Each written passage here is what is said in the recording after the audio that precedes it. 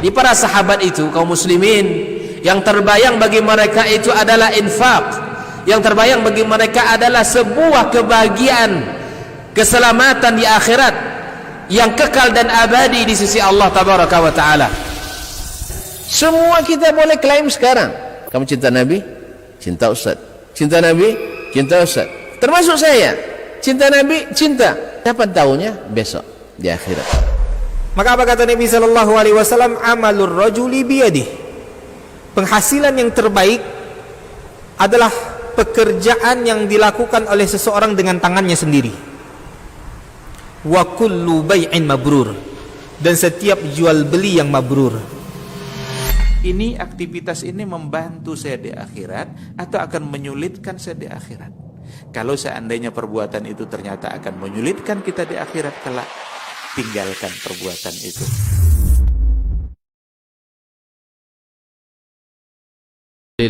فلا هادي له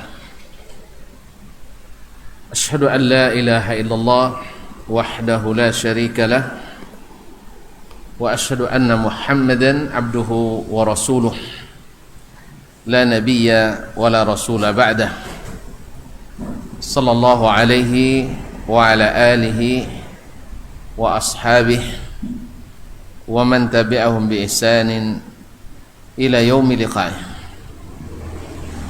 يا أيها الذين آمنوا اتقوا الله حق تقاته ولا تموتن إلا وأنتم مسلمون يا أيها الناس اتقوا ربكم الذي خلقكم من نفس واحدة وخلق منها زوجها وبث منهما رجالا كثيرا ونساء واتقوا الله الذي تساءلون به والأرحام إن الله كان عليكم رقيبا يا أيها الذين آمنوا اتقوا الله وقولوا قولا سديدا يصلح لكم أعمالكم ويغفر لكم ذنوبكم ومن يطع الله ورسوله فقد فاز فوزا عظيما أما بعد فإن أصدق الحديث كتاب الله وخير الحدي حدي محمد صلى الله عليه وسلم وشر الأمور محدثاتها وكل محدثة بدعة وكل بدعة ضلالة. Ma'asyiral muslimin, ma'asyiral muslimat, al-hadirin wal hadirat, jemaah rumah mengaji Al-Azzam yang saya muliakan, yang saya hormati, yang saya cintai, ataupun yang menyaksikan melalui laman Facebook dimanapun berada. Bersyukur kita kepada Allah Subhanahu wa taala setelah diberikan masa cuti yang cukup panjang. Alhamdulillah, mungkin hak badan yang tak tertunaikan secara sukarela barangkali tak tertunaikan, harus terpaksa. Ya, karena sukarela tak dapat, akhirnya dipaksa istirahat. Alhamdulillah, cukup sebulan, alhamdulillah diberikan kembali kekuatan dan kesempatan. Semoga Allah berkahi pertemuan ini, diberikan rahmat, diberikan ilmu yang bermanfaat, serta amal saleh yang diterima. Amin. Salawat dan salam kepada baginda junjungan alam Nabi besar Muhammad alaihi afdhalus salati wa atammus salam, kepada para keluarganya, anak istri dan keturunannya, dan kepada para sahabat yang setia berjihad, berdakwah, membela risalah Islam hingga sampai kepada kita seperti yang kita lihat dan kita saksikan pada hari ini. Dan hadirnya kita di rumah mengaji ini adalah dalam rangka untuk membangkit batang terendam, ya, menaikkan pusaka yang lama tidak dinaikkan, ya, mengingatkan yang lupa dan mengokohkan yang ingat, atau memberitahu bara yang belum mengetahui. Ma'asyiral kiram, kemudian izinkan saya berterima kasih banyak kepada semua jemaah yang telah banyak berjasa dengan mendoakan memberikan motivasi, semangat. Alhamdulillah banyak yang katakan tidak usah takut Ustaz. Alhamdulillah. Ya, saya tidak takut juga. Ya. Sebab kalau sempat meninggal gara-gara itu selesai urusan kan, urusan dunia, tapi urusan akhirat masih panjang. Ya, mudah-mudahan Allah SWT wafatkan kita dalam husnul khatimah. Dan bahkan ada yang menyampaikan bantuan materi berupa obat-obatan, bahkan ada dalam bentuk uang. Oleh sebab itu saya berterima kasih sebesar-besarnya kepada seluruhnya. Baiklah kaum muslimin dan muslimat dirahmati Allah SWT. Kita beberapa pertemuan yang lalu menyebutkan bagaimana keistimewaan, bahkan bagaimana selamatnya ashabul hadis, ahlu al-hadis, dan bahwasanya yang dimaksud ahlul hadis bukanlah sarjana hadis, bukanlah para penuntut ilmu hadis, bukan hanya pakar-pakar hadis, tapi ahlul hadis adalah mereka yang senantiasa menggunakan hadis dalam beragama ini, berakidah berdasarkan hadis, beribadah mengikuti hadis, bermuamalah terpaut dengan hadis, bahkan akhlak dan adabnya meneladani hadis-hadis. Itulah kata Imam Ahmad, ahlu al-hadis. Walaupun bukan keluar dari fakultas hadis atau program studi hadis, tetapi senantiasa menjadikan hadis sebagai landasan berakidah, landasan beribadah, landasan bermuamalah, landasan berakhlak dan beradab, maka mereka masuklah dalam jajaran ahli hadis. Oleh itu Imam Abdurrahman ibn Qasim mengatakan, qalilul ilmi ma'at taqwa katsir. Orang yang sedikit ilmunya tapi bertakwa. Kalau kita tanya definisi takwa apa? Melaksanakan perintah, menjauhi larangan. Artinya dapat satu, amalnya satu. Dapat dua, amalnya dua. Ini nilainya besar, kata beliau. Katsir. Walakin katsirul ilmi ma'a ghairi taqwa. Tapi orang berilmu banyak, hebat, strata tinggi, bahkan sudah mentok jabatan dan pangkatnya, titel dan gelar ilmiahnya, tetapi tidak melaksanakan, berarti tidak ada takwa. Perintah tidak dilaksanakan, tentu saja banyak alasan. Kalau untuk meninggalkan banyak alasan, atau larangan banyak yang dilanggar dengan berbagai alasan juga. Dengan berbagai alasan, maka akan berkurang amal dan takwanya, maka nilainya sedikit. Saya menganalogikan, karena para ulama atau orang-orang dulu menganalogikan bahwasanya ilmu tanpa amal seperti pohon tak berbuah. Maka satu pohon yang misalnya kalau kita favorit orang kan sekarang kan sawit ya, kalau satu batang sawit menghasilkan 200 kilo per panen, ya, satu batang 200 kilo ada. Nah, mana tahu ada. Nah, lebih baik daripada 2 hektar yang hasilnya 200 kilo juga. Iya Pak, mana mau Pak? 2 hektar hasil perpanen 200 kilo dengan 1 batang atau 2 batang hasilnya 200 kilo perpanen. Lebih baik yang satu. Jadi makanya ilmu dalam Islam di kalangan khususnya as-salaf, khususnya lagi ahlul hadis, itu tidak menambah, jangan hanya sekedar menambah pengetahuan, tapi juga menambah amalan dan prakteknya. Makanya kaum muslimin dan muslimat di bidang ilmu apapun sebenarnya, orang yang buka praktek lebih profesional daripada yang tidak buka praktek. Dokter, tamat kedokteran, tidak kerja, tidak ngobati orang, tidak buka klinik, tidak buka apa, tidak dianggap sebagai dokter, ya kan? Panggil ngobat tidak pandai, suruh rumah sakit katanya, ya kan? Suruh aja yang lain dulu gitu. Atau apa namanya? Atau seorang ahli hukum, apa istilahnya? notaris misalnya, lalu dia tamat dengan status dengan yudisium summa cum laude, tapi pas pulang selesai kuliah tidur di rumah, tak ada buka praktek, tidak ada, tidak menghasilkan. Makanya ilmu tanpa amal seperti pohon tidak berbuah. Satu batang tapi berbuah lebih baik daripada 1 hektar tidak berbuah. Nah, inilah yang dimaksud dengan ahlul hadis itu.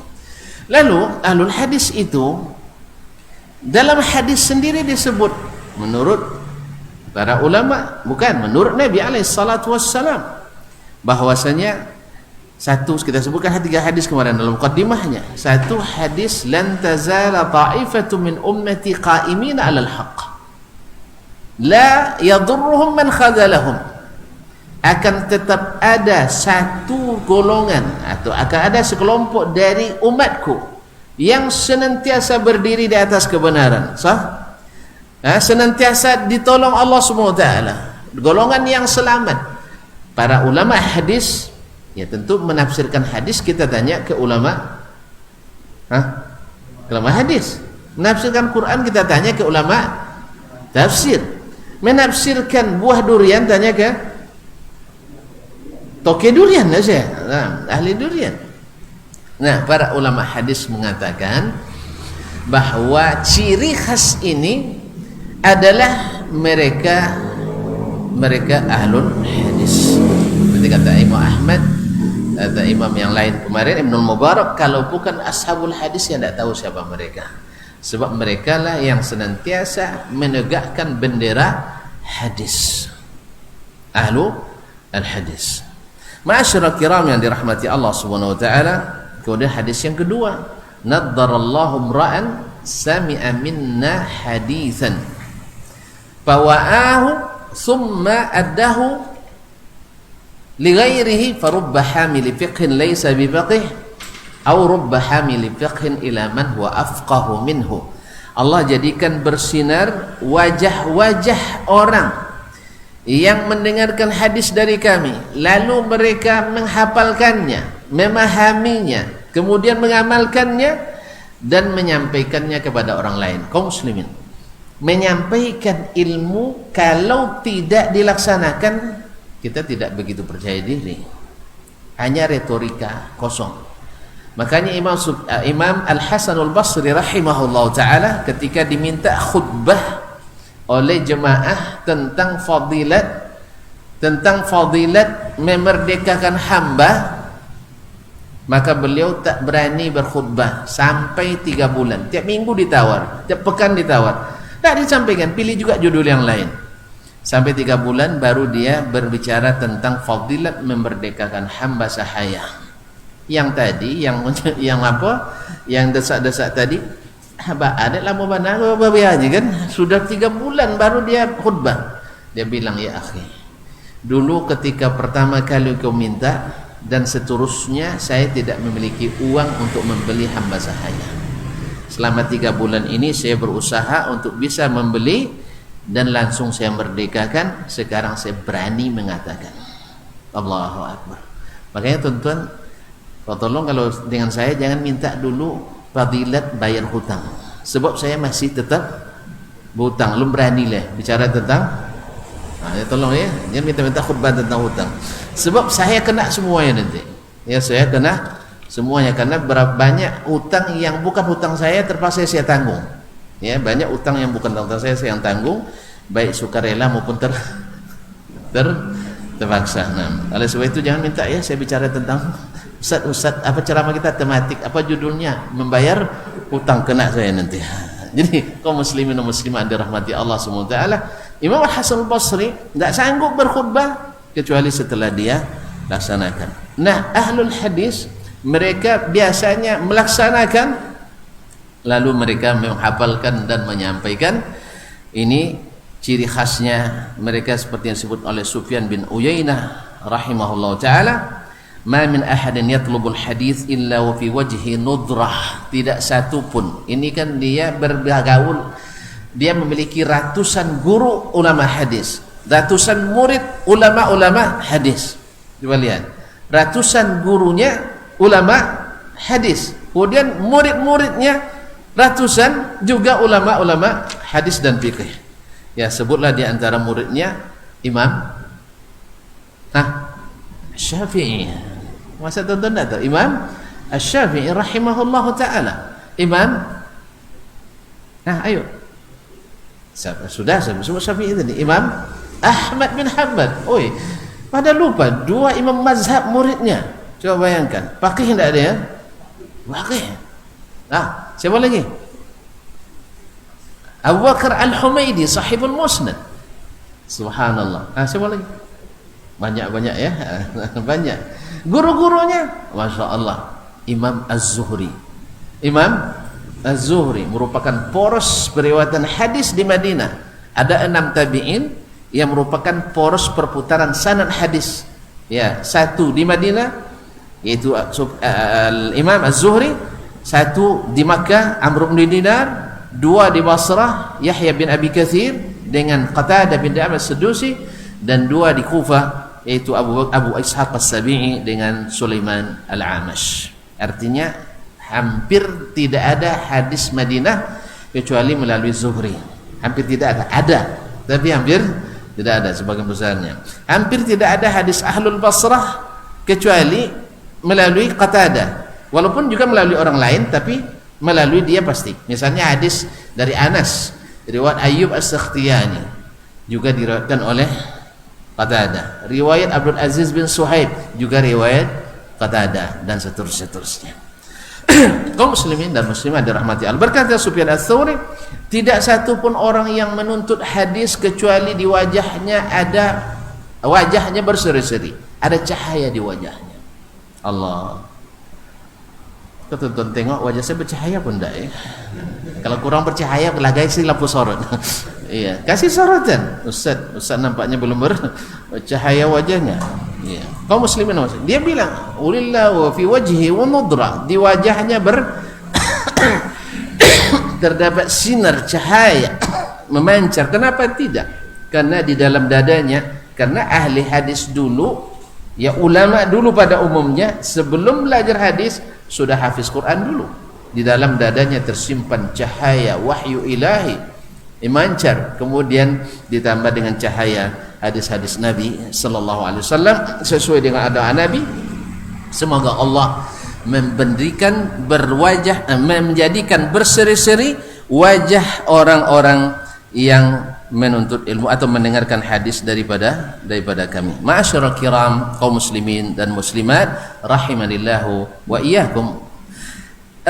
Kemudian hadis yang ketiga yang disebutkan oleh penulis sebelumnya adalah bada'al islamu ghariban wa sawfa ya'udu wa sayaudu ghariban kama bada' fatuba lil ghuraba.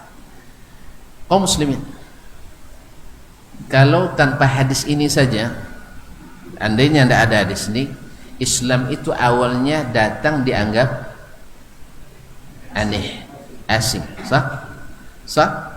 Baik. Dan pasti akan dianggap kembali nanti asing. Betul? Baik. Lihatlah hari ini, siapa di antara golongan Islam yang dianggap asing oleh orang Islam? Kepada nengok saya semuanya. Siapa di antara golongan Islam yang paling dianggap aneh oleh orang Islam sendiri dulu? Orang-orang yang melaksanakan hadis. Misalnya apa ini? Kenapa berjenggot? Karena mengikut hadis, betul kan? Betul. Bapak tekstual sekali pemahamannya. Dulu orang tidak ada pisau cukur, sekarang kan itu apa dianggap tekstual, aneh.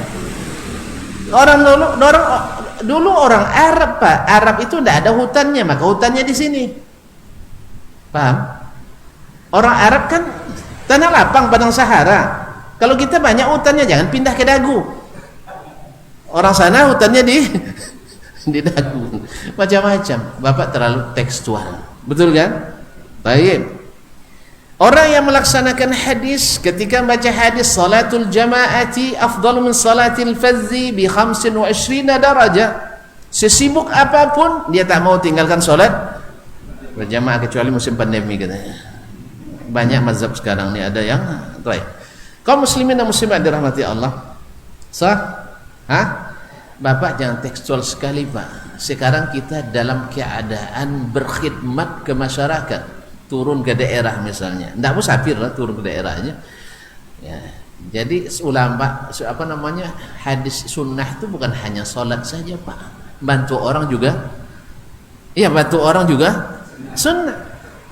Padahal tidak ada bertentangan antara sholat dengan bantu orang. Sholat dulu bantu orang baru sholat. Nah, ketika sholat itu hadir, kita sholat dulu baru bantu orang. Ketika salat belum hadir, kita dulu kan bantu orang. Ada payahnya? Ada payah? Tidak ada payahnya. Tapi memang kata Allah, wa innaha lakabiratun illa 'alal khashiin. Berat salat itu kecuali bagi yang khusyuk. Khusyuk itu bukan yang micing-micing begini salatnya, bukan. Ya, bukan yang harus tidak tahu bahwa itu putu lalu tidak tahu. Bukan. Walaupun kalau bisa bagus sekali. Yang tidak ada di antara ulama yang salat dia tidak tahu dia masjid runtuh, ada. Tapi kan tidak syarat itu. Tidak syarat. Kalau bapak bisa silakan. Tidak sadar dia, saking khusyuknya tidak sadar. Tapi Nabi tidak syaratkan seperti itu. Sebab Nabi kita Sayyidul Khashi'in, Nabi yang merupakan penghulunya para orang khusyuk. Beliau itu salat tahu dia tangisan anak kecil. Ya tak? Tahu dia cucunya naik ke punggungnya. Dia tidak langsung bangkit. Sujud dia lama-lama. Coba bayangkan kalau kita kalau bahasa kampung di kalau tiang anak itu sekali kan, ini enggak. Dia biarin dia puas dulu. Kita kan jadi imam, Ustaz. Betul, imam diikuti makmum. Kecuali kita makmum yang terpaksa ngikut imam, terpaksa lihat dia tarik anak kan, pegang ya, sebab kan batal pula solat kita tidak ikut imam kan. Tapi kalau selama kita jadi imam, itulah bagusnya jadi imam dia ada dispensasi khusus. Baiklah kaum muslimin dan muslimat yang dirahmati Allah SWT. Nah, sekarang yang melaksanakan hadis, ya, misalnya tidak mau salaman, sah? Ya, bapak tidak mau salaman dengan orang yang kena COVID. Dengan wanita yang bukan mahram. Iya. Lalu ada yang bilang, Anda jangan saklet sekali. Jangan terlalu picik pemahamannya. Harus dipahami maqasid syariahnya. Kenapa dilarang? Sah? Lalu dikatakannya, kalau di masa orang Arab itu nafsunya tinggi-tinggi. Kalau orang kita nafsunya lemah-lemah. Saya tidak setuju, Pak. Orang Indonesia dibilang lemah syahwat, tidak mau saya. Tidak benar. Semua kita Allah ciptakan bila melihat saja, jangankan menyentuh, melihat saja. Melihat saja, nampak juga sudah macam terbayang, apalagi sudah memegang. Dibilang kiai tak bisa punya nafsu, banyak kiai nikah dengan santriwati. Iya tak? Makanya ada anekdot, kalau baru di Keberhak dapat gelar kiai bila istrinya 2 dan mesti punya pondok. Kalau sudah punya pondok tapi istri baru 1, oleh sebab itu belum jadi kiai. Belum jadi kiai lagi ya. Walaupun di SK saya ditulis kiai. Nah, kaum muslimin dan muslimat dirahmati Allah Subhanahu wa taala. Ini yang aneh-aneh selalu datang ketika orang meninggalkan sunnah lalu kita hidupkan, dianggap aneh. Dulu tauhid itu tidak hidup di masyarakat Arab karena berbagai syubhat mereka, pikiran dan perasaan mereka dianggap itulah agama yang diwarisi dari nenek moyang mereka yang asli, Ibrahim dan Ismail. Walaupun sudah jauh, lalu datang Nabi Muhammad SAW yang merupakan ibarat bangunan, tinggal satu bata lagi yang harus diletakkan. Itulah Nabi kita SAW. Lalu mereka menolaknya karena apa? Dianggap aneh dan asing, tidak biasa. Sekarang kita ngumpul dalam acara misalnya halal biharam, ya, ada acara halal biharam, karena banyak diisi dengan hal-hal yang haram. Jadi atau halal bihalal, dengan acara itu semuanya jadi halal. Allah musta'an. Kaum muslimin dan muslimat dirahmati Allah, salaman. Yang alasan Anda tak paham fikih maqasid. Jadi kalau seandainya punya nafsu, ya tidak boleh salaman. Tapi kalau seandainya tuan-tuan tidak punya nafsu, boleh salaman. Sekarang pertanyaannya, kalau orang masuk ruangan di musim Covid ada pengukur suhu, betul kan? Kalau itu ngukur suhunya apa? Bernafsu atau tidaknya ada alat ukurnya? Ada alat ukurnya? Nggak ada di sini semuanya. Nanti setelah salaman kiai dengan santrinya dia ingat itu. Yang nomor berapa tadi itu ya? Tangannya lembut. Nanti akhirnya diminta anak buahnya untuk menyusur di mana, menyasar di mana rumahnya. Akhirnya melamar anak tersebut. Nasallahu. Untung hari ini ada untungnya juga, dibatasi.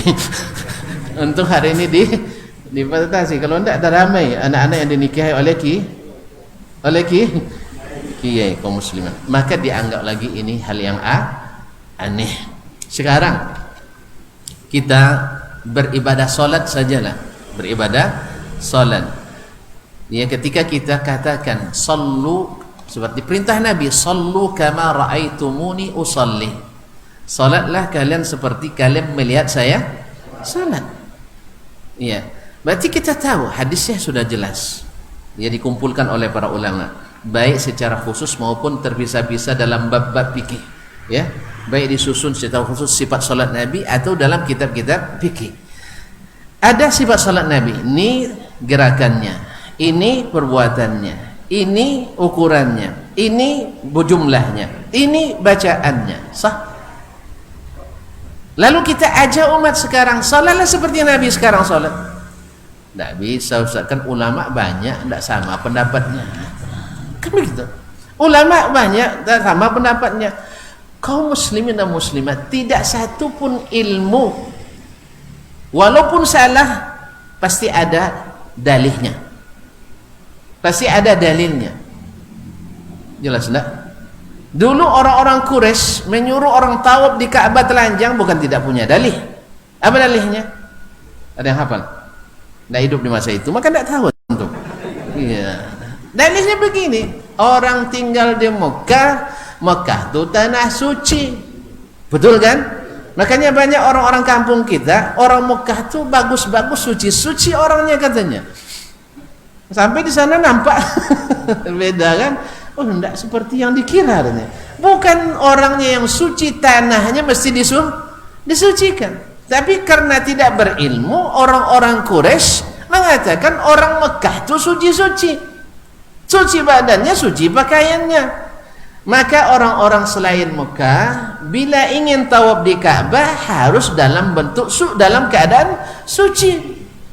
Jelas, karena Mekah itu tanah suci, Ka'bah itu ibadah suci, tawaf itu ibadah suci.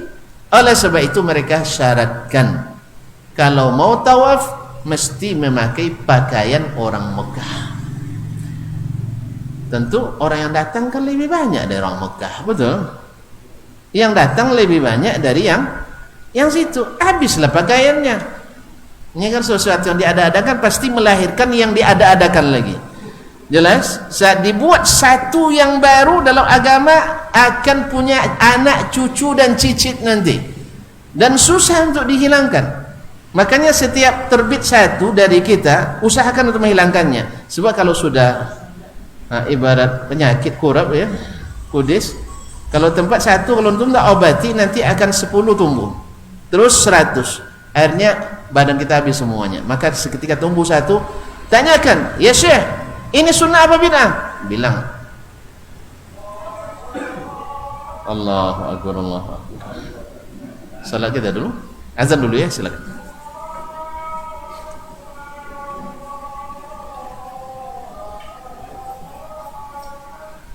Allahu Akbar, Allahu Akbar.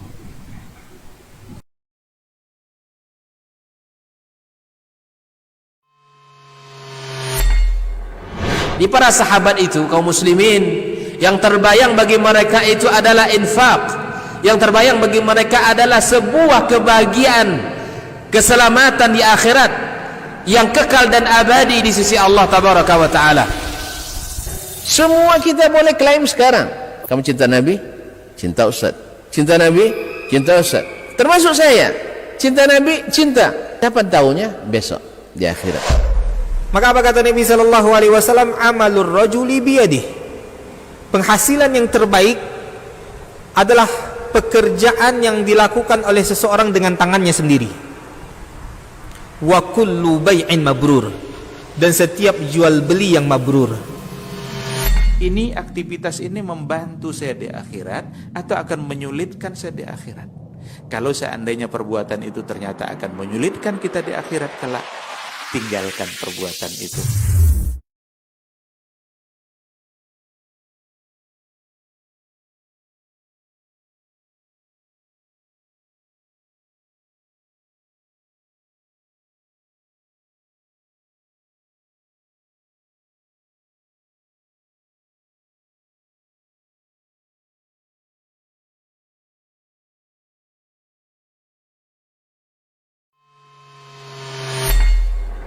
Di para sahabat itu, kaum muslimin, yang terbayang bagi mereka itu adalah infak. Yang terbayang bagi mereka adalah sebuah kebahagiaan, keselamatan di akhirat yang kekal dan abadi di sisi Allah tabaraka wa taala. Semua kita boleh klaim sekarang. Kamu cinta Nabi? Cinta Ustaz. Cinta Nabi? Cinta Ustaz. Termasuk saya. Cinta Nabi? Cinta. Dapat tahunya besok di akhirat. Maka apa kata Nabi sallallahu alaihi wasallam? Amalur rajuli biyadihi. Penghasilan yang terbaik adalah pekerjaan yang dilakukan oleh seseorang dengan tangannya sendiri. Wa kullu bai'in mabrur.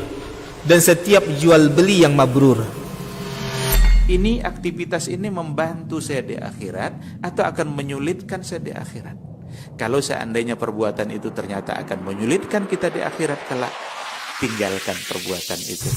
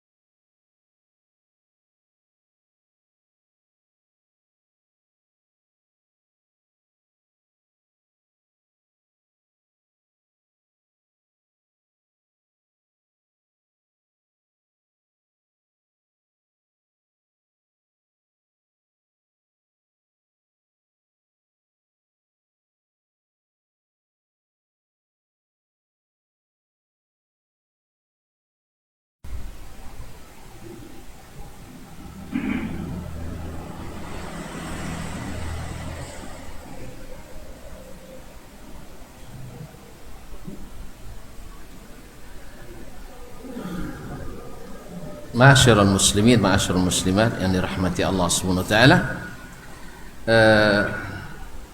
Jadi ashabul hadis atau ahlul hadis adalah mereka yang karena mengamalkan, mengembalikan yang sudah mati atau tidak diketahui lagi, maka akan dianggap asing, dianggap aneh. Bukan hanya di zaman kita alaihi salatu wassalam, di zaman imam-imam sendiri. Misalnya bagaimana Imam Ahmad rahimahullah ta'ala yang istiqamah dengan as-sunnah dan dipaksa untuk mengikuti pemikiran orang-orang Mu'tazilah yang dianggap lebih berkemajuan, yang lebih akomodatif dibanding dengan ikut sunnah sekali. Kita kan sekarang kan itu orang hebat itu yang bisa mengakomodir seluruh pendapat, yang bisa mengakomodir seluruh pendapat, tidak ada yang disalahkan. Masya Allah, hebat sekali. Satu bilang haram, satu bilang halal, betul dua-duanya. Ya betul, dua-duanya yang haram begini, yang halal begini. Ya oke lah kalau seandainya bersifat parsial, haramnya ketika ini, halalnya ketika ini, boleh lah. Tapi kalau seandainya hanya haram dan halalnya akibat kesukaan dan kesenangan, misalnya saya bilang musik itu haram semuanya kecuali lagu Minang. Apa sebab lagu Minang Ustaz? ambo jak ketek diandun pakai lagu Minang lagi. Tidak bisa ninggalin. Kalau itu alasannya, gimana bisa kok merubah hukum Allah SWT? Atau alasan lain lagi, penyanyi sopan-sopan pakai kerudung nih ya, pakai hijab, pakai hijab. Pakai hijab tapi nari pula. Ini tidak ada penyanyi religi itu kaum muslimah Islam, tidak ada. Kalau penyanyi religi dalam Islam itu tidak ada. Pasti akan berbuat kefasikan. Latihan musik bersama laki-laki, sah?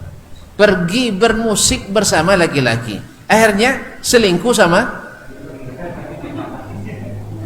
Makanya kaum muslimin dan muslimat, wajarlah Abdullah bin Mas'ud mengatakan al-ghina bariduz zina. Nyanyian itu pos menuju ke zina. Nauzubillah, nauzubillah. Tidak ada penyanyi religi, tidak ada. Ya, hanya meniru agama lain yang menyanyi dalam ibadah mereka. Kita tidak, ibadah kita bukan menyanyi. Kalau nak nyanyikan Al-Quran, taghannu bil Quran, hassinul Qur'ana, zayyinul Qur'ana bi aswatikum. Bacalah Al-Quran dengan suara yang terbaik kita. Al-Quran lah yang kita. Atau syair-syair yang tidak diiringi dengan musik dan tidak ada campur baur laki-laki dan perempuan, dan tidak mengikuti gaya-gaya orang-orang fasik. Nasallallahu alaihi afiyah. Kaum muslimin dan muslimat dirahmati Allah. Ini hadis tentang ini banyak, tentang At-Taifatul Mansurah saja lebih dari 35 hadis ya, dikumpulkan oleh guru kami Syekh Hafiz Al-Hakami dalam sebuah risalahnya. Kemudian Al-Firqatun Najiyah sekitar 27 hadis, sebagian besarnya sahih, ada sebagian kecilnya yang dhaif. Kaum muslimin dan muslimat, jadi kalau ada yang mengingkari At-Taifatul Mansurah wal Firqatun Najiyah, barangkali perlu membaca kitab ini supaya jelas baginya dan kita dengar komentarnya. Kaum muslimin dan muslimat dirahmati Allah. Kemudian tadi kan hadis Al-Quran, hadis, kemudian sekarang bagaimana pola pendapat atau ungkapan para ulama, baik dari kalangan ahli hadis sendiri atau bahkan dari kalangan ahli hadas. Ya serius, sampai hari ini kaum muslimin, mohon maaf, mau tidak mau orang-orang yang tidak bersetuju dengan orang-orang menegakkan sunnah secara tekstual dalam tanda petik, karena selalu dituduh sebagai kaum tekstualis ya. Saya katakan sebenarnya perkataan itu dipahami dulu secara tekstual atau secara kontekstual. Tuan-tuan, sampai dari saya mulai kajian tadi sampai sekarang, kebanyakan tuan-tuan pahami ucapan saya tekstualis atau kontekstualis? Hah? Kontekstual atau tekstual? Ya Syekh, apa mana konteks? Hah? Apa mana teks? Teks itu makna zahirnya. Kalau seandainya saya pakai biasa-biasa bahasa kiasan kebanyakan, mudah-mudahan kebanyakan tuan-tuan tidak paham, betul? Kemudian kalau paham pun salah paham. Oleh sebab itu akhirnya berselisih paham. Itu makanya perselisihan paham banyak di khalaf apa di salaf? Di khalaf. Apa sebab? Mereka memahami masing-masing. Kalau di salaf mereka memahami ikut Nabi dan para sahabat. Mereka bukan hanya membawa ini dalil-dalil dihafalkannya seperti kita menghafal lalu tidak paham. Bukan. Mereka juga membawa pemahaman. Itulah pemahaman salaf yang bermuara kepada Nabi sallallahu alaihi wasallam dan para sahabatnya. Makanya agak aneh, bukan aneh, aneh sekali.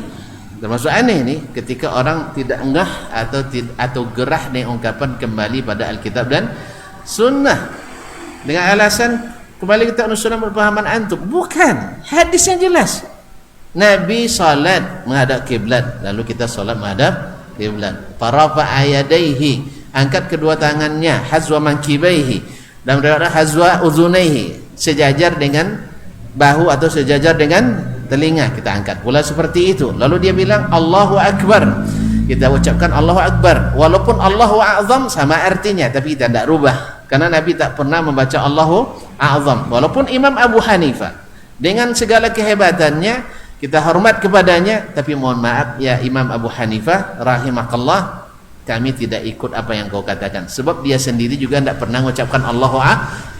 Tidak pernah diriwayatkan Imam Abu Hanifah, walaupun boleh kan mengganti Allahu Akbar dengan Allahu Azam, saya tidak mengetahui Imam Abu Hanifah salat dengan mengucapkan Allahu Azam. Jelas?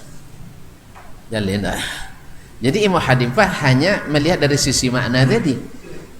Ya, kalau andainya ada orang tak bisa mengucap Allahu Akbar lalu dia ucapkan Allahu Azam, sah salatnya. Gitu menurut beliau. Tapi saya tidak mengetahui Imam Abu Hanifah melakukan yang seperti itu. Jelas? Kalau ada tolong kasih tahu saya ya. Berarti saya berterima kasih, ada tambahan ilmu bagi saya. Nah, kaum muslimin dan muslimat dirahmati Allah Subhanahu wa taala. Karena beda antara pendapatnya antara amalannya. Sama dengan Imam Asy-Syafi'i rahimahullah, beliau berpendapat solat berjamaah itu sunat muakkad. Fardu kifayah bagi jemaah, bagi secara kolektif fardu kifayah, tapi per individu sunat muakkad. Jelas? Apa tahu bezanya enggak? Sekampung tu bagi sekampung tu fardu kifayah. Artinya kalau tak ada yang solat jemaah di masjid tu dosa sekampung tu. Itu pendapat Imam Syafi'i. Tapi kalau per individu asal sudah ada yang solat berjamaah lalu kita tidak pergi, kita tidak berdosa lagi. Boleh. Ibarat solat jenazah tu. Solat jenazah kan fardu kifayah. Kalau sudah ada yang melaksanakannya, yang lain sunat mengikutinya. Jelas? Jelas? Tidak berdosa. Jelas ya? Jadi fardu kifayah itu kan kifayah, diwakili, dicukupi oleh orang lain, dan tinggal sunat bagi yang lain. Tapi kalau per individu sunat muakkad. Tapi pernah tidak antum ketahui Imam Syafi'i tidak pergi sholat berjamaah? Ada tidak? Muridnya Yunus bin Abdul A'la Sadafi di Mesir, karena beliau kan meninggal di Mesir, walaupun beliau kena penyakit wasir, berdarah-darah dia, tapi tetap sholat di masjid. Tetap sholat di masjid. Itulah baginya. Jadi antara pendapat kita tidak asal dapat pendapat Imam Syafi'i sunat muakkad, alhamdulillah saya mazhab Syafi'i ini. Kamu jangan ganggu-ganggu ya pendapat saya. Ini sunat, jangan paksa saya ke masjid. Allah. Kaum muslim. Ruh mengikut imam dengan ruh mencari keringatan imam berbeda. Nabi SAW disuruh memilih dua hal, pilih yang paling ringan kan? Yang paling ringan, tapi beliau mengambil berat untuk amalannya, mengambil berat untuk mengamalkannya, artinya diamalkannya. Nah, kaum muslimin dan muslimat yang dirahmati Allah SWT, sekarang bagaimana pula pendapat atau kesaksian para ulama tentang keutamaan ahli hadis ini? Qala hafizallah wa ammal hujjatu bi tathbiti fadlihim, adapun hujjah dalam menetapkan keutamaan mereka diambil dari perkataan as-salaf wal a'immah al-mu'tabarin, dari perkataan as-salafus salih dan imam yang mu'tabar, sangat banyak di antaranya perkataan Sufyan ats-Tsauri. Saya kira tidak ada yang kenal dengan Pak Sufyan Tsauri ya. Nah, sampai namanya kemana-mana ada. Di Indonesia banyak Sufyan Tsauri, Malaysia banyak, di Brunei banyak, Thailand banyak, ya tak? Hah? Jangan-jangan di rumah ngaji ada Sufyan juga, Pak Sufyan. Ini dia Sufyan Tsauri. Nah, lebih terkenal lagi daripada Sufyan bin Uyainah. Coba bayangkan. Kaum muslimin dan muslimat, Sufyan Tsauri di masanya ada 4 tiang pokok fikih Islam. Salah satunya Imam Sufyan ats-Tsauri di Irak, Imam Malik di Hijaz, Imam Lais bin Sa'ad di Mesir, Imam Al-Auza'i di Syam. Kan Islam waktu itu, di masa itu kan yang maraknya di Irak, Syam, Hijaz, ya tak? Nah, jadi ada Mesir. Imam Lais bin Sa'ad di Mesir, Sufyan ats-Tsauri di mana tadi? Kufa di mana? Di Irak. Al-Auza'i di Syam. Syam itu meliputi Syria, Lebanon, Palestina dan Jordan sekarang. Taib. Dan Imam Malik di Madinah. Yang punya mazhab siapa? dari mereka yang 4? Imam Malik. Subhanallah, sejarah. Jadi Allah ingin tetapkan ini, tetapkan ini. Padahal yang paling terkenal di masa itu 4 orang nih. 4 orang nih menjadi rujukan utama. Tapi akhirnya yang mazhabnya diriwayatkan Abu Hanifah. Sah? Abu Hanifah. Padahal sezaman dengan Sufyan Ats-Tsauri. Dia sama dengan Ats-Tsauri. Tapi rujukan ulama sunnah pada masa itu yang ahlus sunnah, karena orang menganggap Imam Abu Hanifah sebagai ahlur ra'i, lebih banyak berpendapat daripada riwayat. Jelas? Maka Imam Abu Hanifah dianggap ahlu ar-ra'i dan murid-muridnya. Jelas?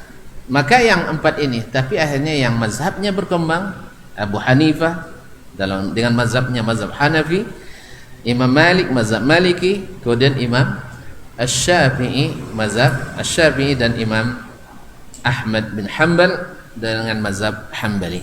Sufyan Ats-Tsauri mengatakan al-malaikatu hurrasus sama. Malaikat-malaikat itu adalah penjaga di langit. Kan tidak ada orang yang kerja ke langit ya? Ada? Manusia tak ada. Jin aja mencoba tidak sanggup lagi walaupun sudah pernah di atas. Ya. Iblis kan dulu sama-sama di atas nih. Di atas apa di mana-mana? Atau di atas ya, taib. Kan surga di atas kan? Taib. Surga itu di sisi Allah, betul? Taib berarti nanti akan masuk ke masalah ini. Kaum muslimin dan muslimat. Surga di atas, makanya orang mati ruhnya diangkat ke atas. Makanya disebut kembali ke hadirat Allah gitu ya. Apa makna hadirat? Hadirat. Hah? Hadirat hadapan. Ke hadapan Allah, dikembalikan ke hadapan Allah SWT. Tapi payah juga tuh. Acu kalau wafat kemana ruh diangkat? Ke hadirat Allah. Ya kan, telah berpulang ke rahmatullah. Baik. Diangkat ruhnya ke atas. Allah musta'an. Berkata beliau, hurrasus sama wa ashabul hadithi hurrasul ardi.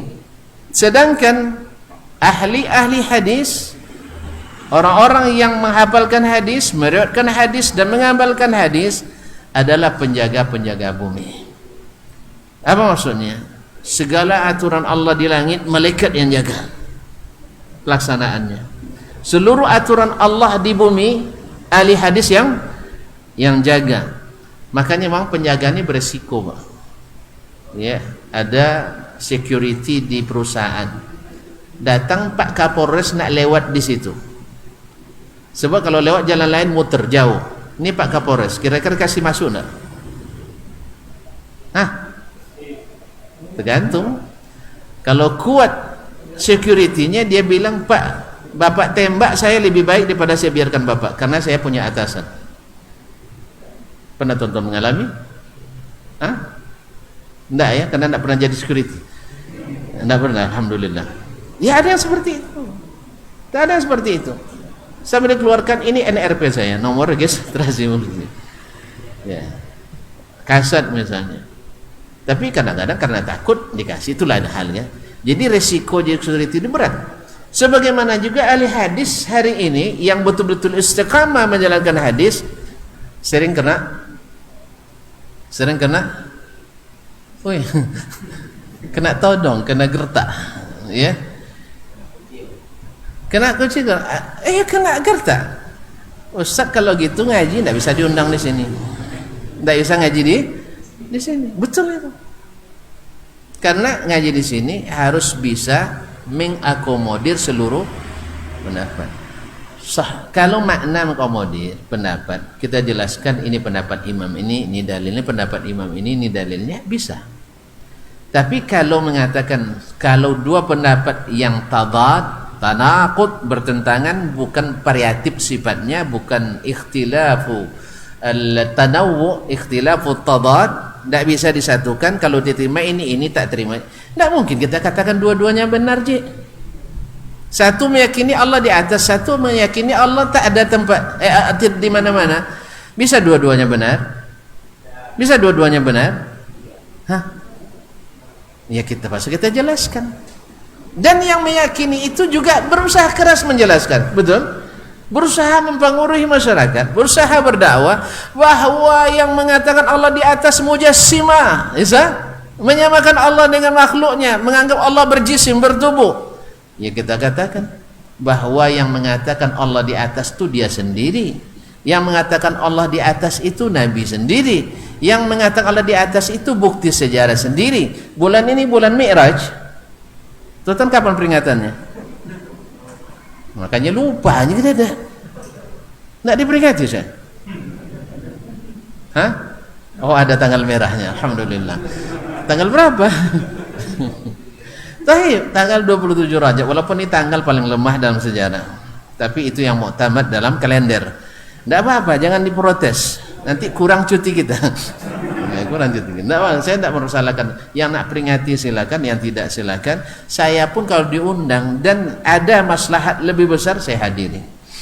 Ya ini terus terang nih, tuntun nak protes saya silakan aja. Coret nama saya juga silakan, tidak masalah. Iya. Tapi saya kalau antum tanya pendapat saya tak ada syariatnya, tidak ada sunnahnya. Tetapi kalau seandainya antum buat nanti saya hadiri. Kalau sempat. Ya kalau sempat. Nah, artinya ada tempat-tempat yang tak mungkin masuk kecuali masa itu. Jelas? Jalan enggak? Mungkin perlu masalah pembahasan lebih luas ini. Enggak bisa paham sekali sebutnya. Kaum muslimin dan muslimat dirahmati Allah SWT. Sampai di mana tadi? Hah?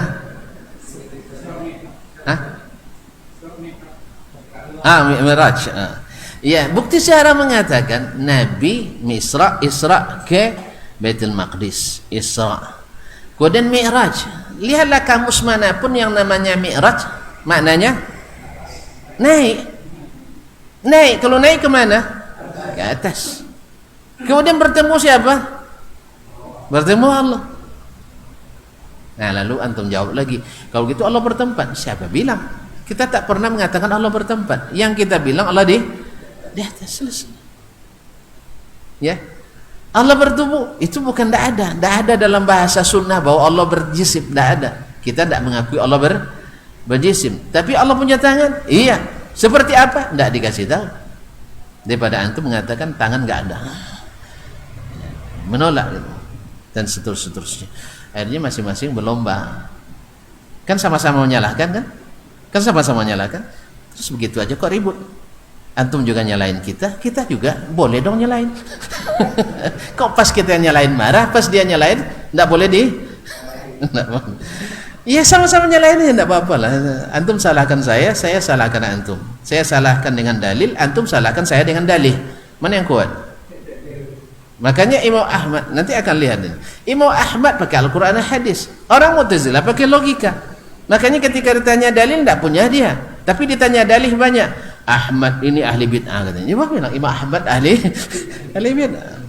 Dibilang oleh orang-orang itu Ahmad ahli bid'ah sampai ke presiden apa? Ke khalifah karena mereka pembisiknya. Jadi bisa saja ahli sunnah dianggap ahli bid'ah. Yang risau karena memang dianggap aneh. Yang ahli sunnah itu yang tak pakai sunnah, yang pakai sunnah tidak ahli sunnah. Nah. Yang pakai akal itu ahli sunnah wal jamaah namanya. Yang pakai sunnah itu namanya ahli bid'ah. Golongan sawah. Tahu sawah? Tahu sawah? Tempat nanam padi. Makanya subur tumbuhnya. Nah. Bahya katsiratun jiddan wa qala Yazid ibn Zuri'. Kalau Sufyan Ats-Tsauri 4161, Yazid ibn Zuri' berkata, likulli dinin fursan. Setiap agama itu punya fursan, jamak faris, punya pendekarnya. Wa fursanu hadzadin ashabul asani. Sedangkan pendekarnya agama ini adalah para ulama yang punya sanad, yaitu para ulama sekarang orang mencoba pula nak buat sanad dia. Jadi ada aliran-aliran tertentu dia punya sanad juga. Cuman masalahnya seperti orang-orang Syiah, sanadnya satu aja sampai ke Nabi sallallahu alaihi wasallam, dan kita dilihat rata-rata sanadnya gelap, tidak terang. Allah musta'an. Jadi bukan hanya sekedar sanad, tapi sanad yang terang benderang.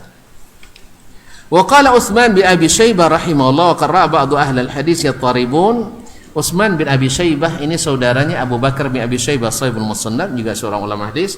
Wa qara'a ba'du ahli al-hadis yattaribun, dia melihat sebagian ahli hadis itu sudah mulai bimbang, maka dia katakan, ama inna fasiqum khairun min abidi ghairihim. Ingat, orang fasiknya ahli hadis itu lebih baik daripada ahli ibadah selain mereka. Ini bahasa dia. Tafsirnya apa? Ya, tafsirnya apa?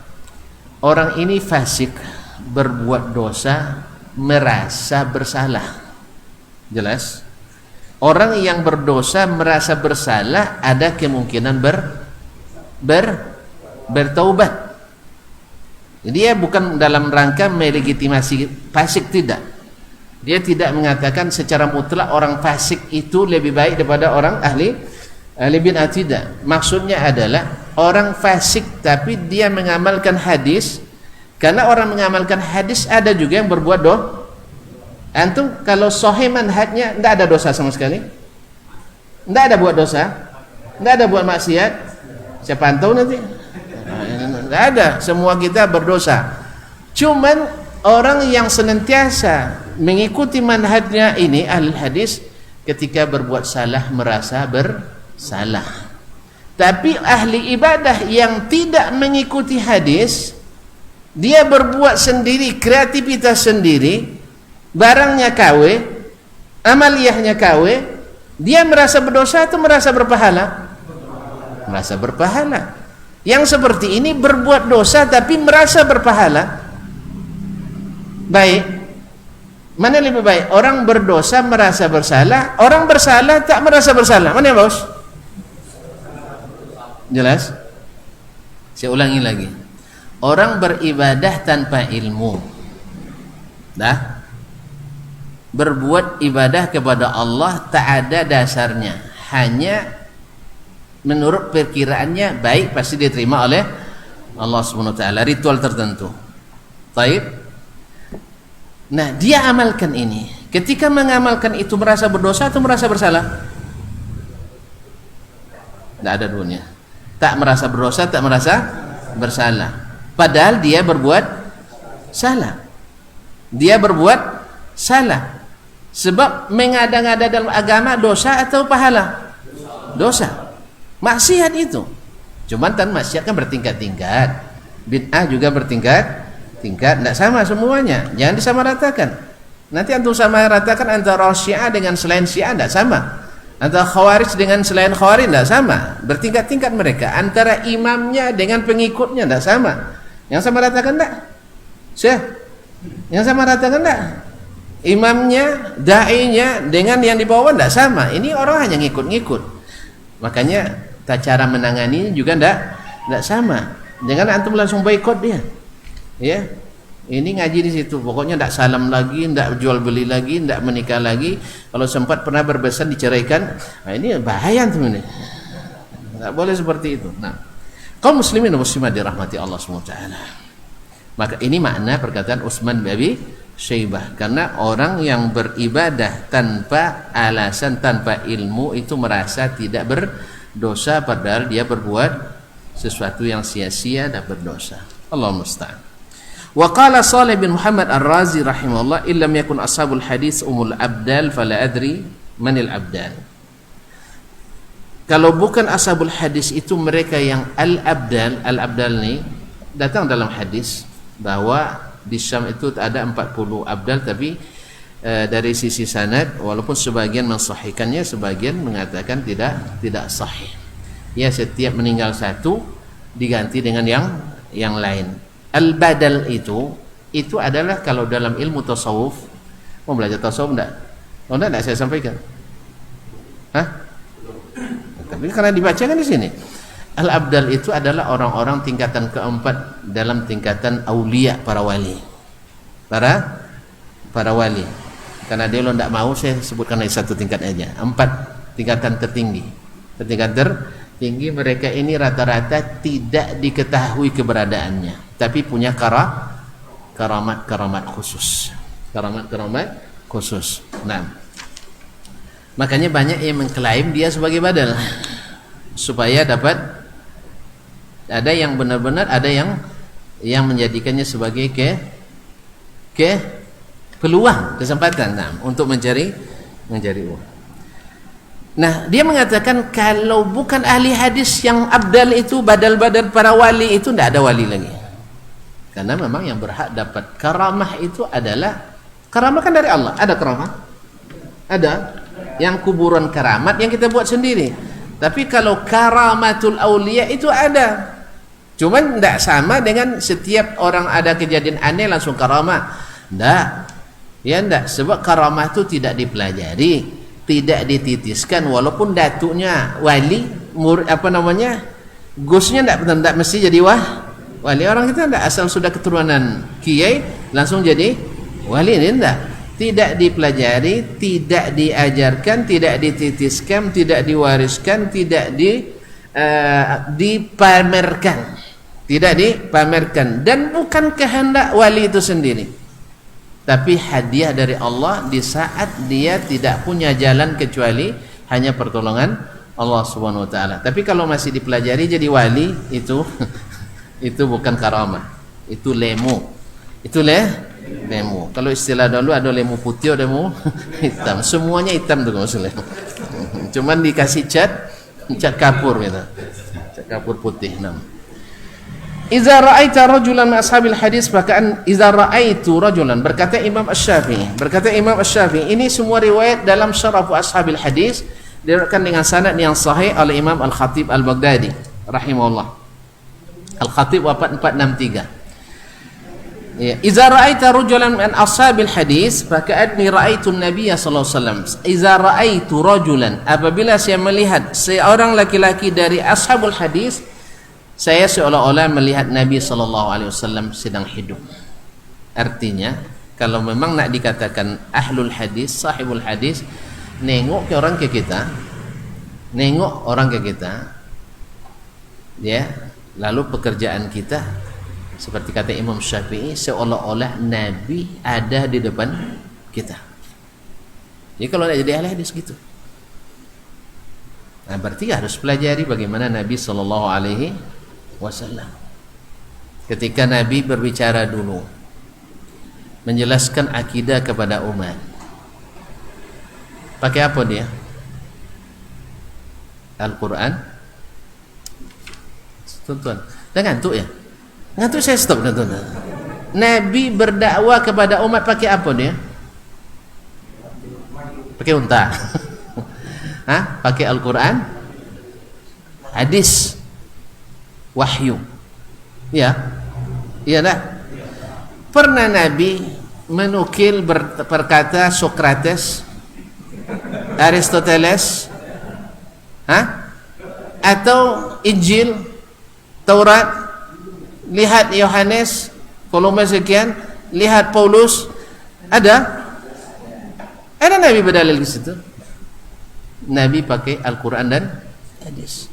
Jadi kalau antum ahli hadis, contohkan bagaimana Nabi SAW, ayyuhan nas, wahai manusia, waqad nazala al-yawm, turun hari ini. Ini kan ayat Al-Quran, lalu dibacakan ayatnya, lalu jelaskan dengan hadis Nabi SAW. Inilah makna kata Imam Asy-Syafi'i rahimahullah, bila saya melihat ashabul hadis, seolah-olah saya melihat Nabi hidup. Sekarang enggak. Kita banyak pakar hadis, tapi yang keluar dari mulutnya hadas semua. Ya, saya pernah menghadiri sebuah kuliah umum ya, yang Masya Allah terkenal, sudah menjadi tokoh tafsir internasional. Tapi dari awal kuliah umum sampai akhir tidak ada menukil perkataan ahli tafsir. Mulai dari awal berkata pemikir Prancis Kolom misalnya, berkata pemikir orientalis Jerman si Fulan, tidak ada Fulan di Jerman ya. Nah, dan sampai akhir. Ini kuliah umum tafsir apa kuliah umum apa nih? Jadi kaum muslim. Nah, yang seperti ini mungkin tidak antum mengatakan seperti Imam Syafi'i. Mungkin seolah-olah Nabi hidup. Karena kita tidak mendapatkan ayat, tidak mendapatkan hadis di dalamnya tabar perkataan as-sahabah ar-khulafa ar-rasyidin. Jadi itulah perkataan Imam Syafi'i rahimahullah. Perkataan yang mirip dari Abdullah bin Mubarak. Wa qala al-Imam Ahmad, berkata Imam Ahmad rahimahullah taala, laisa qaumun indi khairun min ahli al-hadis. Tidak ada golongan yang lebih mulia, lebih baik di sisiku dari ahli hadis. Laisa ya'rifuna illa al-hadis. Mereka tidak berilmu kecuali hadis. Berarti hadis cukup enggak untuk menegakkan agama ini? Saya ulang lagi. Dengan hadis tegak enggak agama ini? Enggak. Enggak ya? Berarti perlu pendapat Sokrates. Hah? Perlu Aristoteles. Terus antum bilang enggak? Dulu saya ulang lagi. Nabi dulu berdakwah pakai apa? Wahyu, Al-Quran dan hadis. Tegak enggak agama? Selesai? Sempurna? Taib. Sekarang kalau pakai hadis enggak cukup? Lalu pakai apa? Allah yahdikan.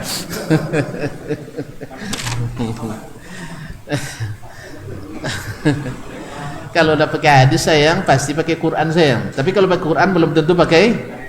Paham enggak? Paham enggak? Ulang ya.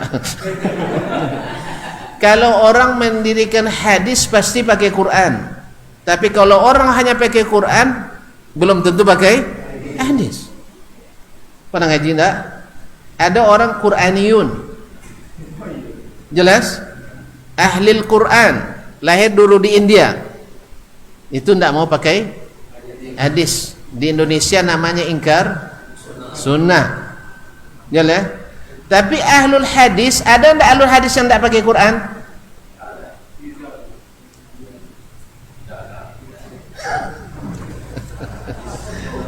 Acuh. Seulang lagi. Jadi oleh sebab itu kan lupanya di kajian awal perkataan Imam Asy-Sya'bi, sunnah lebih dibutuhkan Quran daripada Quran dibutuhkan sunnah. Artinya bila sunnah ditegakkan, Quran tegak sayang. Tapi kalau Quran saja tanpa sunnah, Quran tidak tegak. Paham? Boleh? Jadi kalau didirikan sunnah, agama ini sempurna apa tidak? Sempurna. Jenagu juga lah. Ahlus sunnah pasti ahlul Quran. Makanya ulama sunnah semuanya sebelum belajar sunnah belajar Quran, sebelum hafal hadis hafal Quran.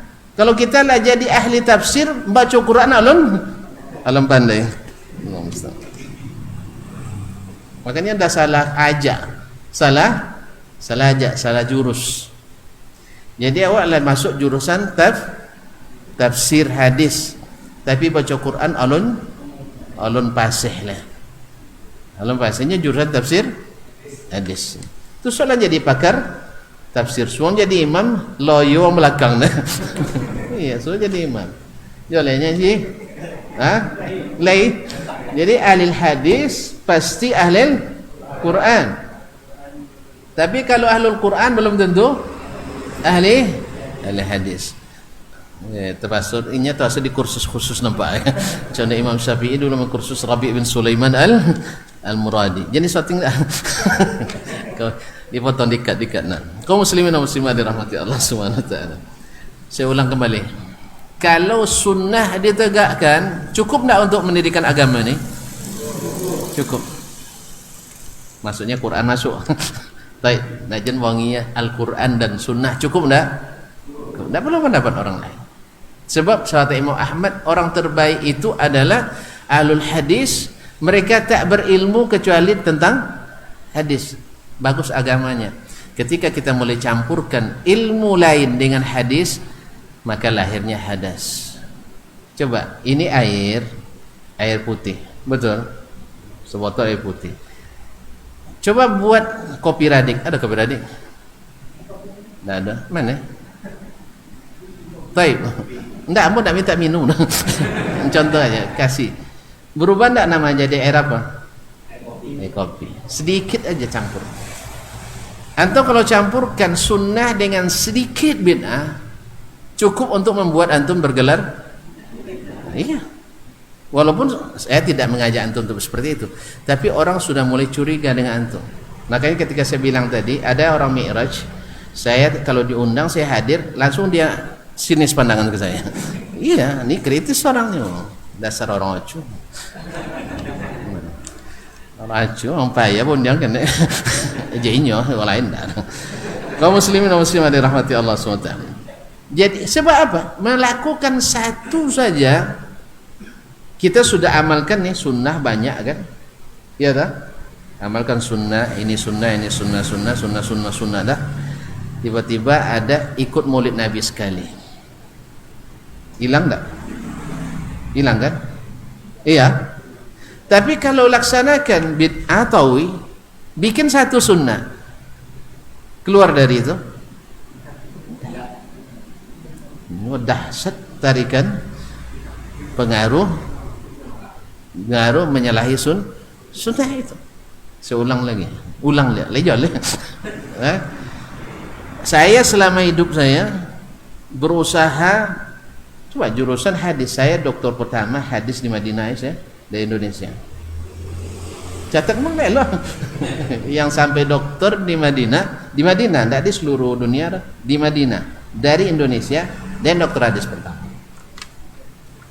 Tapi dia lulus dan jadi ahli hadis. Apa sebab? Ustaz pernah maulid Nabi, ya. Kaum muslimin dan muslimat dirahmati Allah. Tetapi orang yang melakukan bid'ah terus, lalu berbuat sunnah sebagian, tidak mengeluarkannya dari tadi. Berarti mana yang kuat? Pengaruh nama bid'ah atau pengaruh nama sunnah? Hah? Jelas. Contoh lain. Orang yang selama hidupnya ustaz, kiai, beribadah, akhlaknya bagus, mulia, pemurah, cekatan, perhatian dan sebagainya. Suatu hari Allah beri dia berbuat satu dosa. Apa dosa? Babini dua. Rusak enggak namanya reputasinya?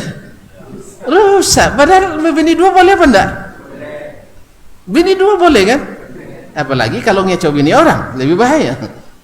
Jadi kaum muslimin dan muslimat dirahmati Allah, satu aja bisa meruntuhkan seluruhnya.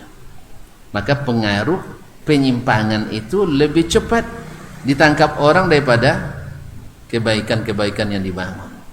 Antum bikin rumah dengan modal 2 miliar. Pembantu berapa? Belum punya rumah? Oh, nikah aja belum, gimana dong? Sudah nikah belum? Kasihan. Baik, alhamdulillah, untung. Alhamdulillah. Bikin rumah dengan dana besar. Tiba-tiba ada sudut sana itu tak lurus. Rusak enggak? Rumah bagus. Rusak. Padahal semuanya bagus. Semuanya bagus. Orang melihat ke situ kaum muslimin. Maka wajar bila antum ada kecenderungan ke sunnah tapi pernah melakukan kesalahan, orang akan melihat kesalahan itu. Allahumma musta'an. Baiklah kaum muslimin dan muslimat dirahmati Allah. Maka ahlus sunnah atau ahli hadis la ya'rifuna ila hadis. Dalam beragama ini bicara dengan hadis. Baik. Nanti kan ada yang mengatakan kita perlu ijtihad ulama. Siapa bilang tidak perlu? Dan ulama itu ijtihadnya pakai apa? Al-Quran dan hadis juga, bukan ijtihad bebas saja. Kalau ijtihad bebas berarti bukan ulama. Ulama itu harus berdasarkan Al-Quran, berdasarkan hadis, berdasarkan perkataan as-salaf. Tapi kalau dia bebas saja, dia bukan ulama, pemikir tuh. Pemikir, karena tidak berdasarkan ilmu yang seperti ini. Kata Imam Ibn Abil Is, berdosa walaupun benar hasilnya. Tapi ulama kalau berijtihad walaupun salah tetap berpahala. Maka tidak boleh setiap orang berijtihad, tapi setiap orang boleh memahami dan pelajari. Setiap orang boleh paham, tapi kalau memberikan fatwa ada setiap orang. Berijtihad tidak semua orang. Makanya harus dibedakan mana yang babnya ijtihad, mana yang babnya hanya sekedar memang pahami. Al-Quran itu mudah dipahami, hadis itu mudah dipahami. Tapi ketika masuk keedah-keedah yang tidak ada sebelumnya, akhirnya menjadi sulit.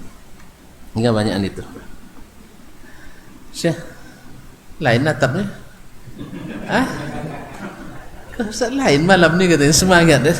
Saya nak mengqadha kan dua pekan tak masuk kan. Jadi harus di jamak takhir. Supaya kita masuk besok kepada al-aslul awal, karena orang banyak mengira ulama-ulama dulu seperti Syafi'i, Ahmad tidak ahli dalam masalah akidah. Ini auzubillah, perkataan ini menyesatkan sekali. Ya, beda antara ahli dengan menulis atau tidak. Kemudian tidak semua yang ditulis dalam akidah benar. Ya tak? Tidak semua kaidah yang ada dalam akidah itu ditulis, ada yang benar, ada yang tidak. Dan kemudian tulisan itu lahir karena ada kebutuhan. Ketika orang lurus-lurus saja Al-Quran Sunnah, tidak perlu buku lain. Makanya sahabat ada buku fikih. Berarti tidak ada sahabat yang pakai. Jelas. Baru ada buku-buku fikih setelah orang payah mulai sulit memahami. Para ulama atau penuntut ilmu sendiri sulit tafaqquh, terpaksa dibuatkan madkhal, yaitu pintu-pintu masuknya, kaedah-kaedahnya, supaya lurus pemahaman mereka. Jelas? Bukan mereka tidak ahli. Nanti Nabi kita bilang tidak ahli akidah nanti, karena tidak membuat buku khusus tentang akidah. Kan subhanallah, ada yang mengatakan akidah belum terumuskan di masa Nabi. Terus akidah mereka dari mana dulu? Yang terumuskan seperti yang antum pahami betul, karena ini penyimpangan. Tapi kalau ya rumus akidah yang diterima di sisi Allah, Nabi sudah rumuskan. Jelas? Jelas? Nah, Nabi sudah rumuskan. 13 tahun dia mendakwakan akidah di Mekah. Tidak banyak syariat yang turun di Mekah. Kemudian dilanjutkan di Madinah, juga banyak akidah di dalamnya.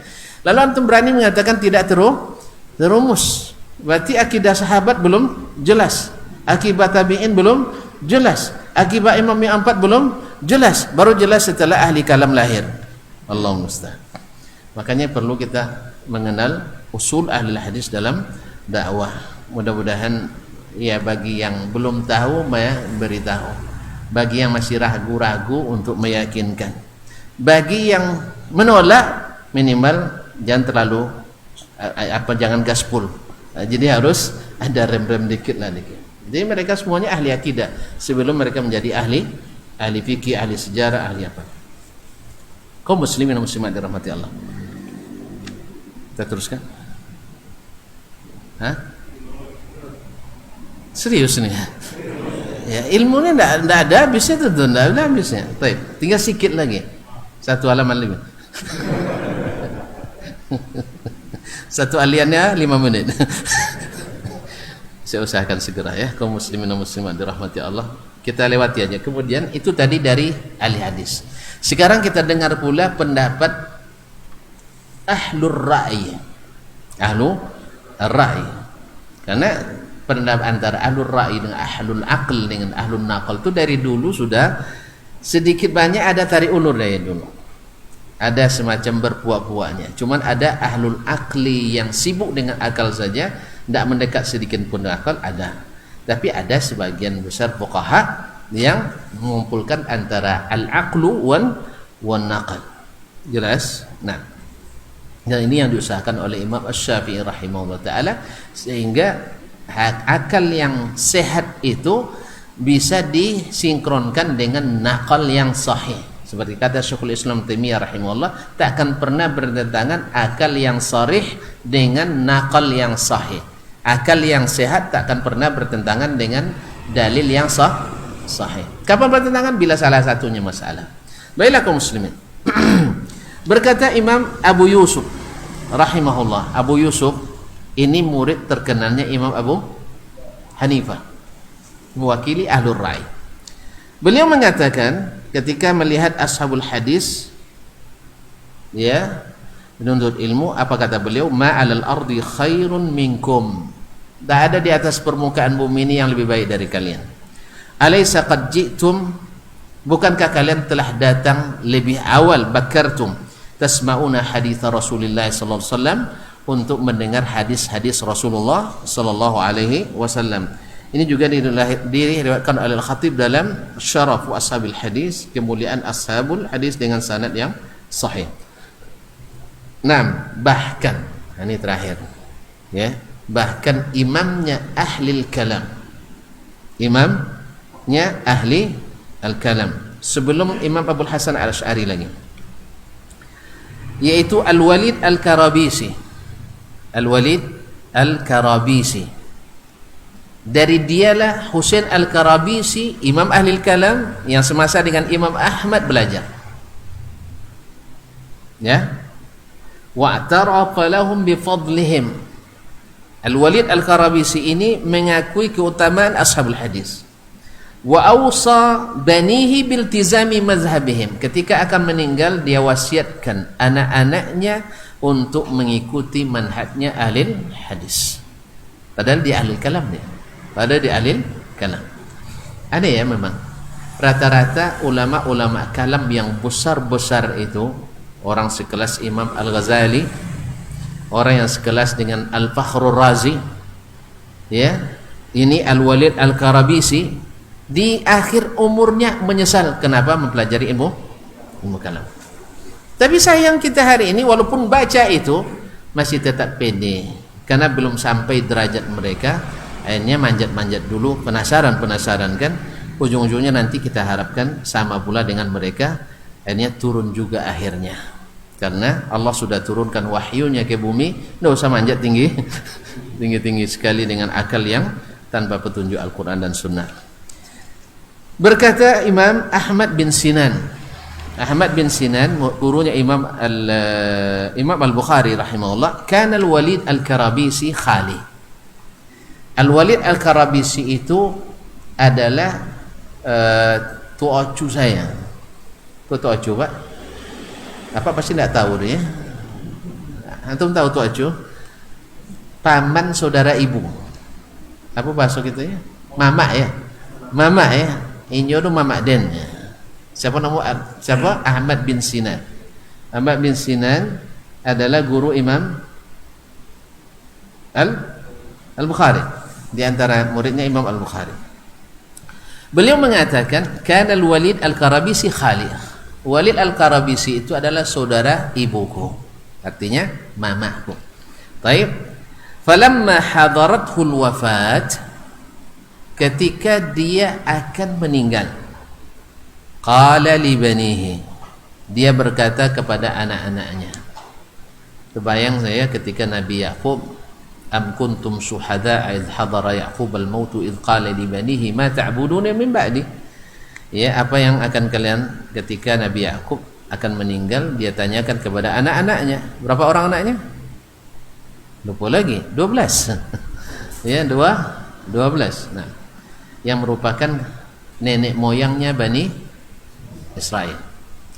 Kaum muslimin, qalu na'budu ilahaka wa ilaha abaika. Sekarang dia akan meninggal, dia katakan kepada anak-anaknya, tuan-tuan dan perempuan yang saya muliakan, orang akan meninggal, wasiatnya yang besar-besar atau yang kecil-kecilnya? Pasti yang besar.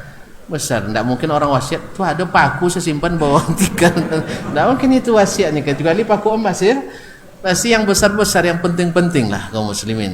Kalau tuan-tuan wasiatnya yang tak penting, berarti tidak tahu apa yang harus diwasiatkan. Jadi pasti yang penting-penting, iya tak? Iya, misalnya hutang itu penting, orang wasiatkan, sah? Atau ada istri yang tak diketahui oleh istri tuanya. Kan ada orang terpengaruh ceramah seorang ustaz, bapak itu harus punya amalan yang disembunyikan dari istri gitu. Dapat tangkapan itu, masya Allah, mendem sendiri nih. Alhamdulillah saya punya amalan tersembunyi dari istri saya. Rupanya sudah punya 2 anak dengan istri yang lain, tak tahu istrinya. Ini kalau akan meninggal mesti diwasiatkan ini. Sebab berbahaya kalau tak diwasiatkan, nanti nikah anak kita sama anak kita, na'udzubillah. Atau berperang anak kita dengan anak kita, atau janda kita dengan ya, na'udzubillah, berbahaya. Maka harus ada wasiat. Makanya kaum muslimin, rumusnya kalau nak buka cabang, jangan tutup kantor pusat ya. Nah itu aja, jangan tutup kantor Pusat. Ini ada yang buka cabang kadang kantor pusatnya. Nah, kalau itu saya enggak nasihatkan itu. Urungkan niat buka cabang kalau harus menutup kantor. Ya tutup semua urusan kalau pusat tutup. Allah Ustaz. Harusnya seperti kata seorang syekh, kalau nikah itu seperti dakwah dulu. Awalnya dakwah sirriyah. Setelah itu jahar. Setelah itu banyak tekanan hijrah. Kalau perlu hijrah 2 kali ke Habasyah dulu kan. Akhirnya hijrah ke Madinah. Sampai Madinah turun kewajiban jihad. Jihad. Kalau sudah jihad, 2 kemungkinan. Menang, bisa dua-duanya dikuasai, atau mati syahid. Mati syahid. Kaum muslimin, Walid Karabisi itu paman saya. Ketika dia wafat, dia wasiatkan kepada anak-anaknya. Ta'lamuna ahadan a'lama bil kalami minni. Ini dalam syarah Ashabil Hadis juga. Kalian tahu enggak orang yang paling ahli ilmu kalam dari saya? Dia tanyakan dulu. Jawaban anak-anaknya, qalula. Enggak, kami enggak tahu orang yang paling ahli ilmu kalam melebihi dia. Dia datang setelah Hafiz Al-Fard. Hafiz Al-Fard ini sering bermunazarah dengan Imam Asy-Syafi'i rahimahullah. Ya, ahli kalam. Qalula, mereka jawab, enggak. Qala fatattahimuni, kalian masih percaya dengan saya? Qalu la, artinya apakah kalian menuduh saya? Jawabannya tidak. Artinya ragu enggak kalian dengan saya? Jawabannya kami tidak ragu dengan ayah. Qala fa inni usikum, ingat saya berwasiat kepada kalian, ataqbalun, mau kalian terima? Qalu na'am. Mereka jawab kami mau menerima, siap menjalankannya. Dah mulai sabotase. Ini jamak takhir Syekh. Nah, jamak takhir. Terima banyak-banyak malam ni. Baik. Alaikum bima alaihi ashabul hadis. Ini wasiatnya. Kalian wajib mengikuti jalannya ashabul hadis. Fa inni ra'aitul haqqa ma'ahum. Saya meyakini yang hak itu pada mereka. Memang di masa hidup susah mengakui kebenaran itu. Sah? Fir'aun baru ngaku setelah akan dead. Ya kan? Abu Talib sebenarnya mau masuk Islam, tapi juga ada syaitan besar banyak waktu itu. Tidak bisa. Sekarang dia katakan fa inni ra'aitul haqqa ma'ahum. Saya lihat kebenaran itu ada bersama mereka. Sampai hari ini kita lihat atau ada pengakuan tersembunyi dari sebagian orang, benar apa yang disampaikan kawan-kawan kita itu di Azam itu benar itu katanya. Cuma, nah itu masalah, cuma mereka tidak pandai menyesuaikan diri dengan masa. Maksudnya tadilah, artinya yang di situ kita buat juga, yang di sini kita jalankan juga. Kalau itu kaum muslimin, ya artinya akidah Allah di mana-mana kita yakini juga, Allah di atas diyakini. Cuman pula meyakini dua-duanya tuan-tuan. Bisa diyakini dua-duanya? Tidak. Terus jangan dibahas. Ya kalau di sana tidak bahas, kita tidak bahas. Cuman di sana bahas tidak? Di sana bahas tidak? Ya bahas, ya harus dibahas. Dulu tidak lahir kita nahu dan saraf kalau tidak ada perdebatan di antara ulama. Tidak lahir kita usul fikih kalau tidak ada masalah di antara mereka. Lahirnya kita tulis itu tidak apa-apa. Kita sama-sama nulis aja, sama-sama bercakap aja. Yang penting jangan sampai berkelahi. Jangan sampai berkelahi. Nah, lastu a'nir ru'asa. Saya tidak maksudkan orang-orang yang ar-ru'asa, orang-orang besar yang ya artinya yang sudah masuk ke ranah-ranah politik atau sudah jadi pejabat-pejabat, bukan. Walakin haula'il mumazzaqin, tapi mereka-mereka yang apa namanya, orang-orang yang tidak memiliki kepentingan duniawi ini. Alam tara ahadahum yaji'u ila ar-ra'is minhum fayukhatti'uhu wa yuhajjinuhu. Bukankah kau lihat, walaupun mereka orang dikatakan rendahan, tapi bila datang ke orang-orang yang berpangkat itu, dia sanggup mengatakan bapak salah. Ini yang payah nih kan. Ya ini yang payah nih, mengatakan yang salah itu salah, yang benar itu benar, berat. Kecuali bagi yang tidak berkepentingan untuk mendapatkan suatu yang bersifat duniawi, baik jabatan maupun nama baik ataupun popularitas dan seterusnya. Ini sudah banyak yang nelpon, termasuk kekasih saya nelpon juga. Allah musta'an. Ini terlalu lama, curiga dia. Curiga, wajar lah, tidak seperti biasa. Ya. Oleh sebab itu kita cukuplah sampai di sini. Enggak, kita sempurnakan dulu sih. Tinggal 2 alinea lagi. 2 kali 5 menit. Nah, berkata Abu Bakar bin Abi Daud. Abu Bakar bin Daud anaknya Imam Abu Daud, penulis As-Sunan. Ulama menyebutkan dia ilmunya tidak kalah dari ayahnya. Cuman ayahnya lebih duluan populer, ketimbun dia. Jadi kita ini begitu tuan-tuan. Ayah kalau terlalu terkenal, anak payah naik. Kecuali dia jauh di atas ayahnya. Tapi kalau anak terkenal, ayah terangkat. Makanya jangan takut ya bila junior antum lebih terkenal. Kan tinggal bilang, itu saya dulu yang ngajar di pondok itu. Selesai masalah. Jangan khawatir pula. Ini banyak orang enggak siap untuk itu. Masa dia junior saya lebih terkenal dari saya? Ini tidak boleh. Padahal tinggal, bahkan mohon maaf, seandainya pun orang yang tidak berdamai pun sama musuh antum misalnya, ya, jadi orang hebat, antum harus bangga. Tinggal bilang sama orang, dia memang hebat. Tapi tahu enggak, ini musuh dia dulu. Berarti musuh orang hebat, berarti orang hebat juga, tentu. Numpanglah kehebatan di situ, jangan halangi orang untuk menjadi orang baik, orang hebat, orang yang dikenali. Nah, qala Abu Bakar bin Abi Daud, kana a'rafan nasi bil kalam. Al-Walid Al-Karabisi ini adalah orang yang paling menguasai ilmu kalam ba'da Hafs Al-Karabisi, setelah Hafs Al-Fard Al-Karabisi. Makanya keturunan Karabisi ini banyak ilmu kalamnya. Nah, wa kana Husain Al-Karabisi, Husain Al-Karabisi minhu ta'allam al-kalam.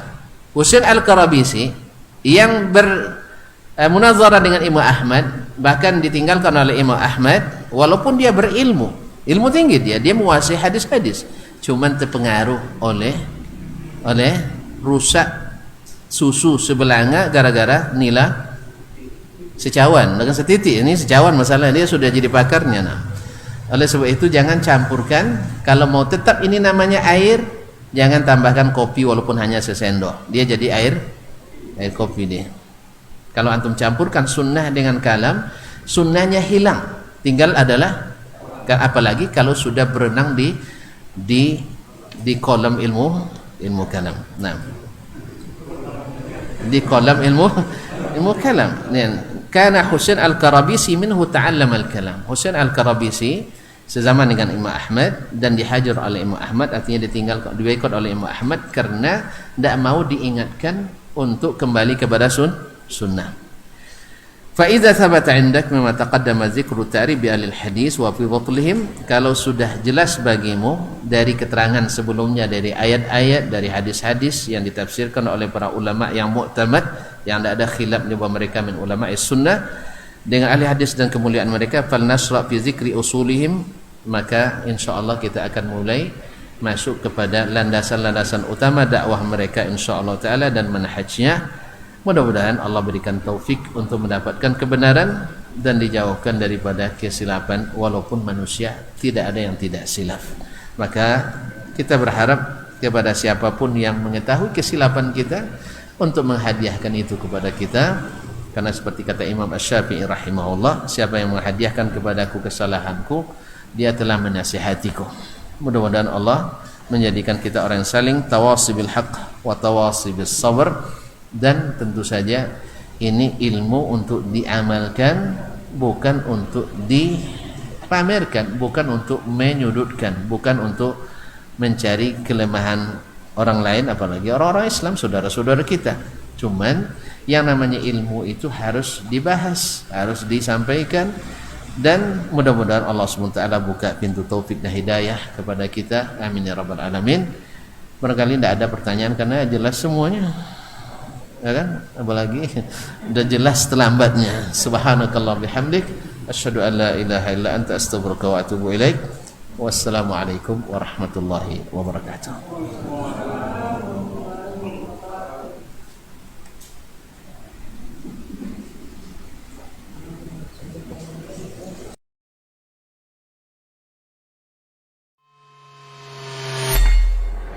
Di para sahabat itu kaum muslimin, yang terbayang bagi mereka itu adalah infak, yang terbayang bagi mereka adalah sebuah kebahagiaan, keselamatan di akhirat yang kekal dan abadi di sisi Allah tabaraka wa taala.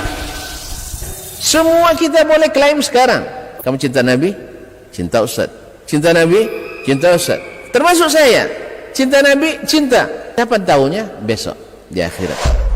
Maka apa kata Nabi sallallahu alaihi wasallam? Amalur rajuli biyadih. Penghasilan yang terbaik adalah pekerjaan yang dilakukan oleh seseorang dengan tangannya sendiri. Wa kullu bai'in mabrur. Dan setiap jual beli yang mabrur. Ini aktivitas ini membantu saya di akhirat atau akan menyulitkan saya di akhirat. Kalau seandainya perbuatan itu ternyata akan menyulitkan kita di akhirat kelak, tinggalkan perbuatan itu.